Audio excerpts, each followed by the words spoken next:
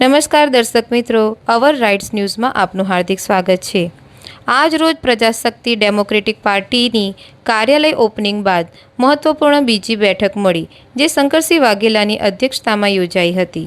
આ બેઠકનો મુખ્ય એજન્ડા આગામી દિવસમાં સર સયાજીરાવ ગાયકવાડ ત્રીજાનું નામ વડોદરા ઇન્ટરનેશનલ એરપોર્ટને મળે તે માટે સરકારમાં રજૂઆત કરવાનો છે, તેમજ વડાપ્રધાન સુધી પત્રના માધ્યમથી આ રજૂઆત મોકલવામાં આવી છે અને શંકરસિંહ વાઘેલાએ જણાવ્યું કે વડોદરા મહાનગરપાલિકાના તમામ વોર્ડમાં પ્રજાશક્તિ ડેમોક્રેટિક પાર્ટીના ઉમેદવારો ચૂંટણી લડશે।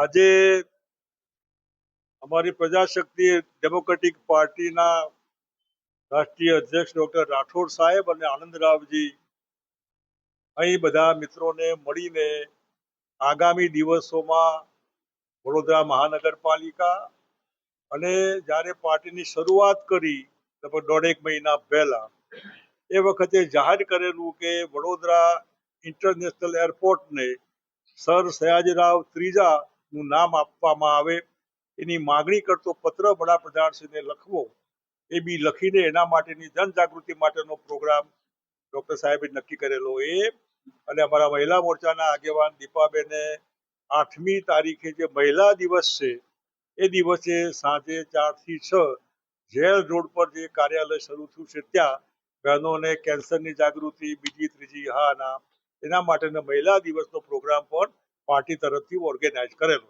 એના અનુસંધાનમાં મને થયું લાવો 8મીએ તો હું નથી આવવાનો, પણ આજે બધાને મળવાનું થાય તો સારું એટલે મળવા આવ્યો છું। બાપુ, રણનીતિ શું રહેશે મહાનગરપાલિકામાં? તમારું માર્ગદર્શન છે પાર્ટીને, તમારી રણનીતિ શું રહેશે? તમે વડોદરાને ઓળખો એના કરતા વડોદરાને વધારે મને બહુ ગમતું શહેર છે આ।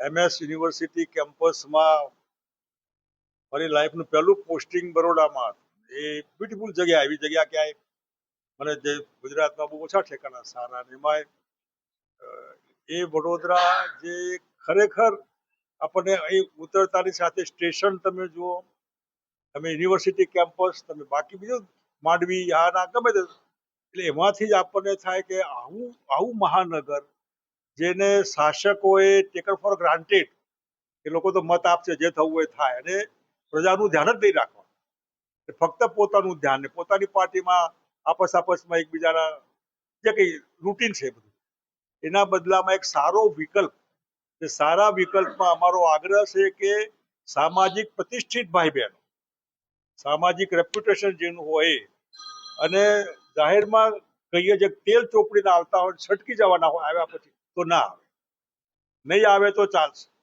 મોડા આવશે તો ચાલશે, પણ પ્રજા જે આગેવાનોથી ત્રાસી ગઈ છે એ જ ટાઈપની બ્રાન્ડ જો અમે આપવાના હોય તો લોકોને ફરક નથી પડવાનો।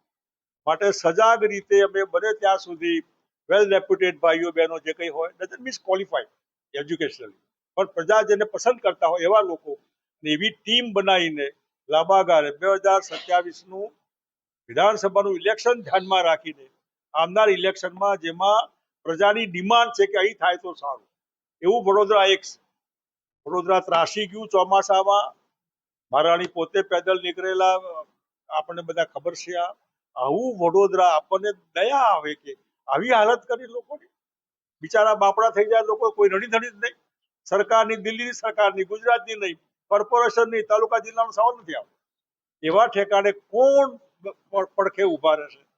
વડોદરાની જનતા માટે કોણ જીવ બારશે? કોને લાગણી છે? લાગણીવાળા મિત્રોની ટીમ બનાવીને અમે આ ઇલેક્શન લડવાના અને પાર્ટી બનાવી રહ્યા છે।